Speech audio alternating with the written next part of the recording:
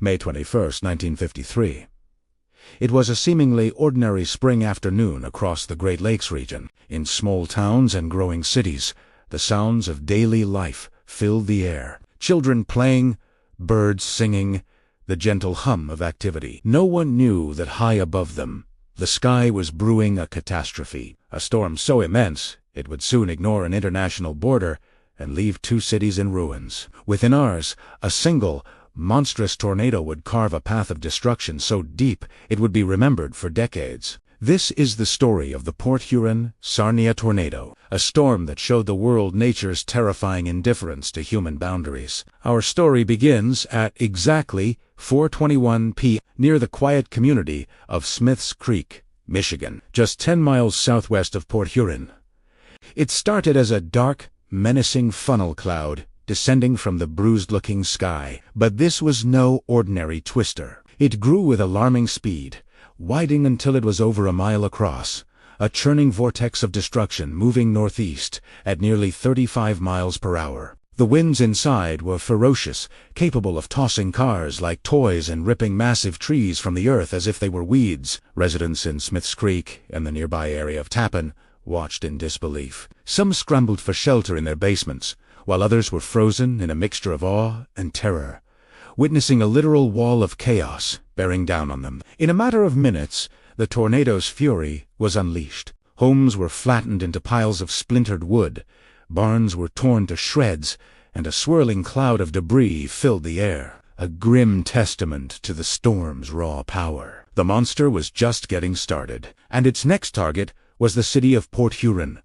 Just 20 minutes after it first touched down, the tornado slammed into Port Huron.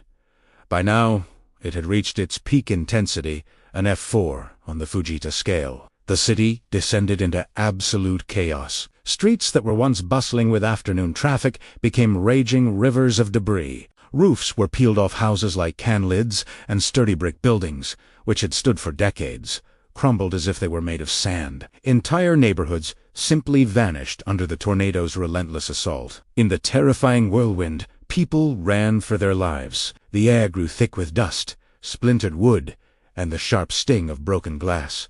The deafening roar of the tornado, often compared to a freight train, drowned out everything else, including the screams of those caught in its path. It was a scene straight out of a nightmare. Amid the devastation, 2 people in Port Huron tragically lost their lives, and another 68 were injured. Nearly 400 homes were damaged or completely destroyed. The financial toll in southeastern Michigan alone was staggering.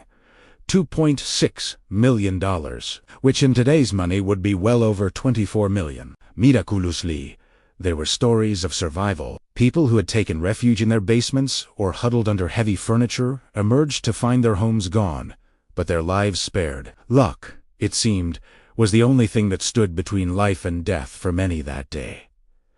But the tornado wasn't finished. As it tore across the Michigan landscape, it was about to do something almost unheard of. For a storm of this magnitude, it was going to cross an international border. As the main storm system moved toward Canada, it unleashed a violent prelude over Sarnia, Ontario. A sudden, intense downpour of rain and hail, the size of golf balls, hammered the city. Streets that were filled with pedestrians and cars just moments before were now eerily empty, as everyone scrambled for cover. This unexpected barrage of hail and rain, as frightening as it was, likely saved countless lives. It cleared the streets and kept people indoors, away from the path of the far greater danger that was about to arrive. At approximately 5:45 p.m., the tornado crossed the St. Clair River. Eyewitnesses described a massive, churning column of water and debris as it roared into Canada, making landfall just south of Sarnia Harbor. What happened next would become a chilling local legend. The tornado, still a powerful F4, tore directly into downtown Sarnia. The city's commercial heart was ripped apart. Nearly 100 commercial buildings were damaged. A 4-story hotel on the waterfront had its upper floors completely sheared off. A furniture store on Christina Street was obliterated, and the historic Imperial Theater's auditorium collapsed in on itself, reduced to a heap of rubble in mere seconds. Yet even in this scene of utter destruction, there were signs of resilience. A steel-reinforced telephone exchange building, though damaged, remained standing. It was a stark lesson in engineering.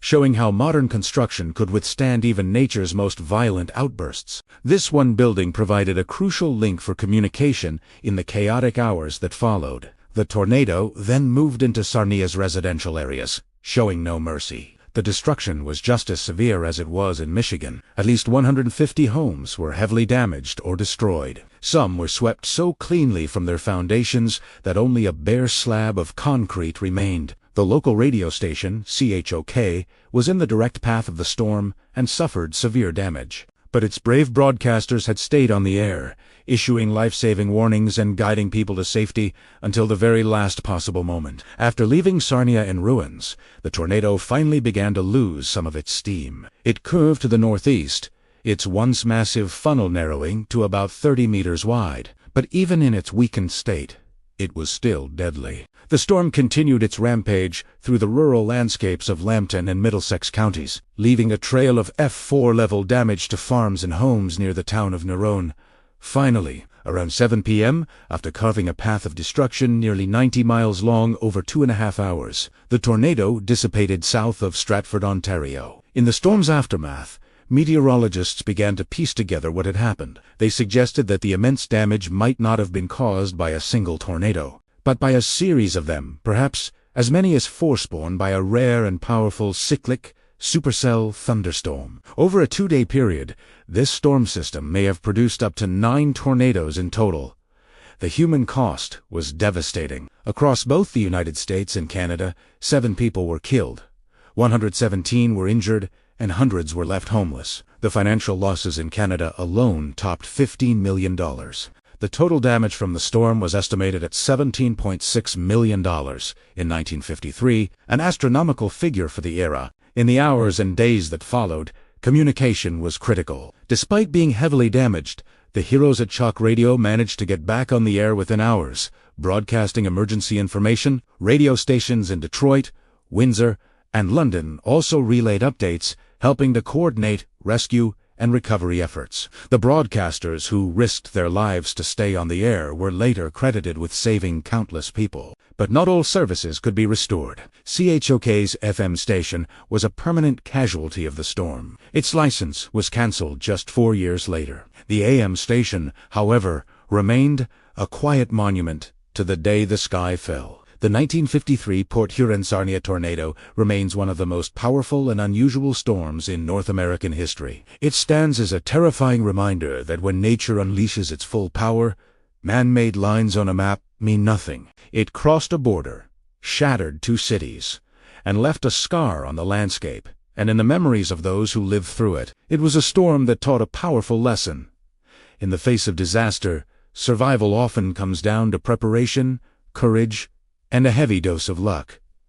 Thanks for watching. If you found this story as incredible as we did, be sure to like this video and subscribe to our channel for more tales of history and survival. See you next time.